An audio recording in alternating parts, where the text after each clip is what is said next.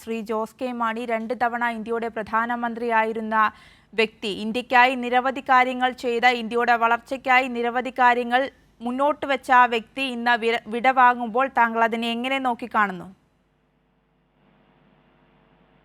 നമുക്കറിയാവുന്നതുപോലെ നമുക്ക് ഒരു ഗുഡ് അഡ്മിനിസ്ട്രേറ്റർ എന്ന നിലയ്ക്കും ധനകാര്യത്തിൽ ഒരു ഒരു ഒരു എക്സ്പേർട്ട് എന്ന നിലയ്ക്കും ഉള്ള കാര്യത്തിൽ ആർക്കും തർക്കമില്ല. പക്ഷേ ഒരു ലോക്സഭയിലേക്ക് ഞാൻ 2050 കടന്നു വരുമ്പോൾ തീർച്ചയായും അദ്ദേഹം ഒരു പ്രധാനമന്ത്രി എന്ന നിലയ്ക്കിനപ്പുറം എൻ്റെ പിതാവുമായിട്ടുള്ള ഒരു ആത്മബന്ധം ഉണ്ടായതുകൊണ്ട് ഞാനുമായിട്ട് വളരെയധികം ഒരു പേഴ്സണൽ ബന്ധം മൻമോഹൻ സിംഗ്ജിയായിട്ടും ഉണ്ടായിരുന്നു.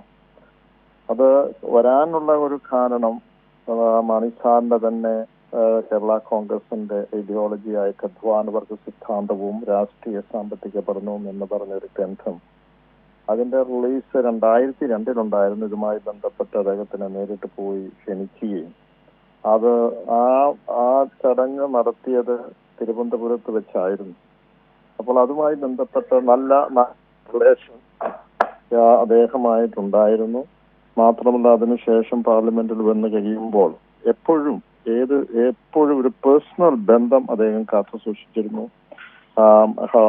ഒരു വരാന്തയിൽ വെച്ച് അല്ലെങ്കിൽ പാർലമെന്റിന്റെ കോറിഡോറിൽ വെച്ച് കണ്ടാതെ ഹൗസ് മാണി എന്ന് ചോദിക്കുകയും ഒരു പക്ഷേ രണ്ടുപേരും ധനകാര്യവുമായി ബന്ധപ്പെട്ട് വളരെ ദീർഘനാള് അപ്പൊ അദ്ദേഹം RBI ഗവർണർ എന്ന നിലയ്ക്കും അതോടൊപ്പം തന്നെ ധനകാര്യത്തിൽ ഹാൻഡിൽ ചെയ്ത ഒരാളെന്ന നിലയ്ക്കും മാനസാരും അതനുസരിച്ച് അങ്ങനെ ഒരു ഇക്വേഷൻ ഉള്ളത് കൊണ്ടും എന്റെ പ്രവർത്തനങ്ങൾ എപ്പോഴും അത് പൊതുവെയുള്ള നമ്മുടെ കോൺസ്റ്റിറ്റ്യുവൻസി, കോട്ടയം കോൺസ്റ്റിറ്റ്യുവൻസി ഞാൻ റെപ്രസെന്റ് ചെയ്തപ്പോൾ പല ദേശീയ തലത്തിലുള്ള വികസന പദ്ധതികൾക്കും അതിനൊരു സഹായമായി പ്രധാനമന്ത്രി ഒരു പേഴ്സണലായിട്ട് നിന്നു എന്ന് ഞാനിപ്പോൾ ഓർക്കുകയാണ്.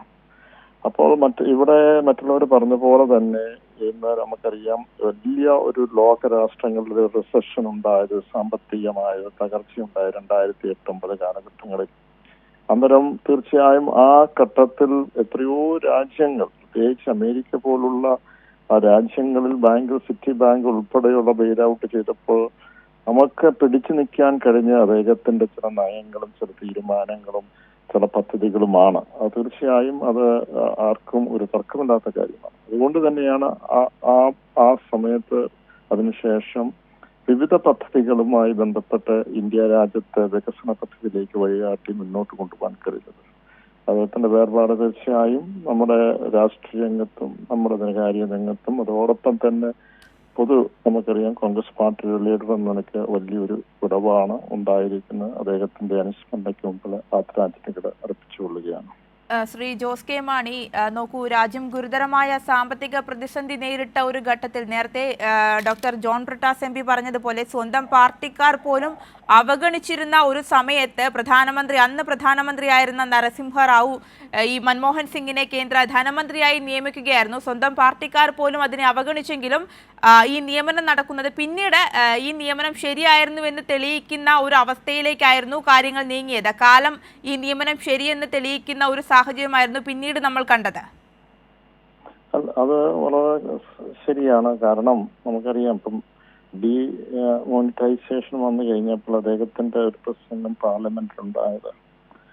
ആ പാർലമെന്റിൽ അദ്ദേഹത്തിന്റെ ഒരു 10 സെന്റൻസേ ഉള്ളൂ. അതിനകത്ത് കൃത്യമായി വ്യക്തമായി ആഴത്തിൽ എന്താണ് ഉണ്ടായിരിക്കുന്നത്, ഇതിന്റെ പ്രതിഫലം എന്തായിരിക്കുമെന്ന് കൃത്യമായിട്ട് പറയുന്നുണ്ടായി.